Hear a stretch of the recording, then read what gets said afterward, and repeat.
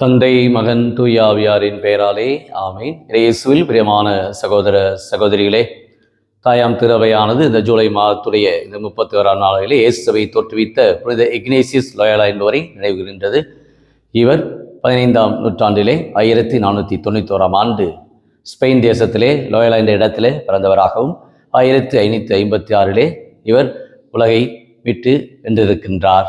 அந்த அளவுக்கு இவருடைய வாழ்விலே கடவுளுக்கு ஒரு உகந்தவராக, கடவுளுடைய பிரசன்னத்திலே எப்பொழுதுமே அந்த இயேசுடைய அந்த ஏழ்மையிலே வாழ்ந்திருக்கின்றார். இவருடைய இந்த வாழ்வு ஒரு மனமாற்றத்திற்கான ஒரு அழைப்பாக திருவையில் இருக்கின்றது. காரணம், இவர் ஒரு இராணுவ வீரராக, சிறு வயதிலேயே இராணுவ வீரராக பணி செய்தவர்.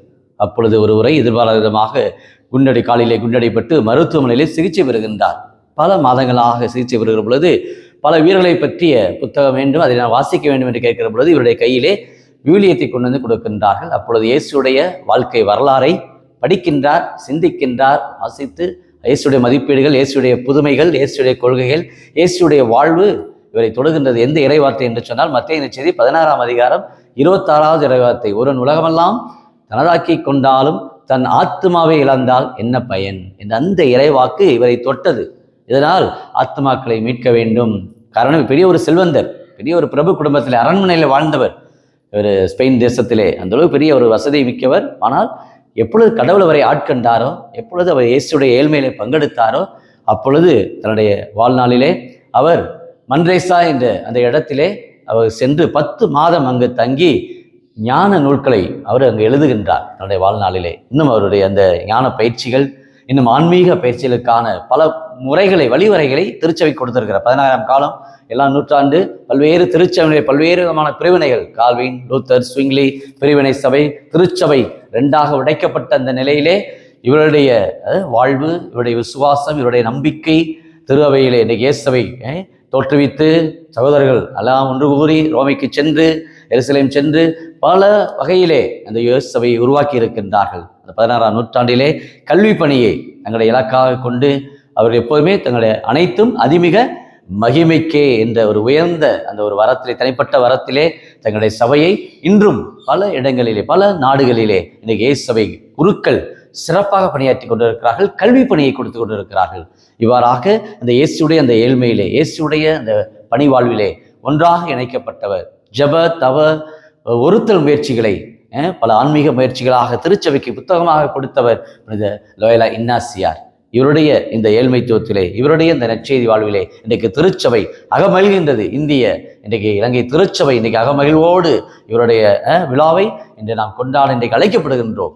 இந்த ஜூலை மாதத்திலே கடவுள் செய்த எல்லா நன்மைகளையுமே நன்றியோடு நினைத்து பார்ப்போம். உண்மையிலே இந்த நாள் ஒரு நன்றிக்குரிய நாள். இந்த மாதம் முழுமையாக கடவுளுடைய பராமரிப்பு, பாதுகாப்பு ஒவ்வொருவர் கொடுத்திருக்கிறார். நன்றி கூறுவோம். அதுவேளை பின்வற்றி அவருடைய ஏழ்மையிலே எல்லோரும் பங்கெடுக்க அவர் செல்வராயிருந்தும் நமக்காக ஏழையானார் என்று பவுலுடைய 2 கொரிந்தியர் 8ஆம் அதிகாரம் 9ஆம் வசனத்தை சொல்வது போல இயேசுடைய அந்த ஏழ்மையிலே, எளிய மனத்திலே நாம் பங்கெடுக்கக்கூடியவர்களாக என்னாலும் இறை அன்புக்கு பிறர் அன்புக்கு சான்று பகிர நற்செய்தி அறிவிப்பவருடைய பாதங்கள் ஏத்துரை அழகானவை என்று வேதாந்தத்தில் சொல்வது போல நற்செய்தி அறிவித்த லோயலா இன்னாசியுடைய இந்த வாழ்வு இயேசுவையுடைய பல்வேறு வளர்ச்சி நிலைகளிலே இன்றும் இன்றைக்கு காலத்தினுடைய அறிவுகளுக்கு ஏற்ப பல கல்லூரிகளை இன்றைக்கு காலத்தில் நவீன கல்லூரிகளாக இன்றைக்கு உருவாக்கி மாணவர்களுடைய பயிற்சி உருவாக்கம், மாணவர்களுக்குடைய ஆன்மீக உருவாக்கத்தை கொடுத்து கொண்டிருக்கிற இயேசுவைக்காக இன்றைக்கு ஜெபிப்போமாக.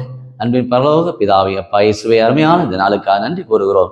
நாங்கள் எப்பொழுதுமே பாவத்தை விட்டுவிட்டு இதோ நீரே எங்களுக்கு வாழ்வு, நீரே எங்களுக்கு மீட்பர் என்பதை நாங்கள் அறிந்து லோயலா இன்னாசியார் எவ்வாறு ஒரு மனமாற்றத்தை பெற்றாரோ, அவர் ஆணவராக வீரராக இருந்தும் தன்னுடைய வாழ்விலே எப்பொழுது ஆட்கொண்டீரோ அப்பொழுதை உணர்ந்து உம்முடைய பணிக்காக, உம்முடைய வாழ்வுக்காக தன்னையே கரைத்தது போல எங்களுடைய அன்றாட அந்த பணி வாழ்விலே பணி செய்கிற எல்லா குருக்களுக்கும் இன்னைக்கு பல்வேறு குருக்கள் கண்ணீர்கள் படுகின்ற பல வேதனைகள், பல துன்பங்கள், பல நெருக்கடிகள், இன்னைக்கு இந்த பணி வாழ்வில் வரக்கூடிய சந்திக்கிற சவால்கள் அனைத்தையும் நீதாமை துணையாயிருந்து அவளை பலப்படுத்துவீராக.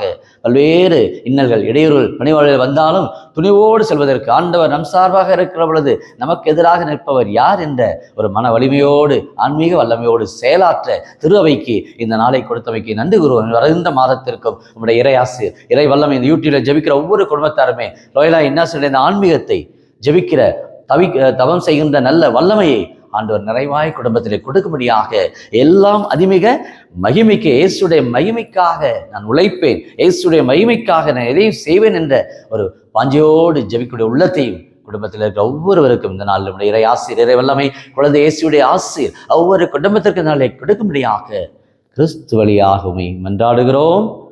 ஆமீன்.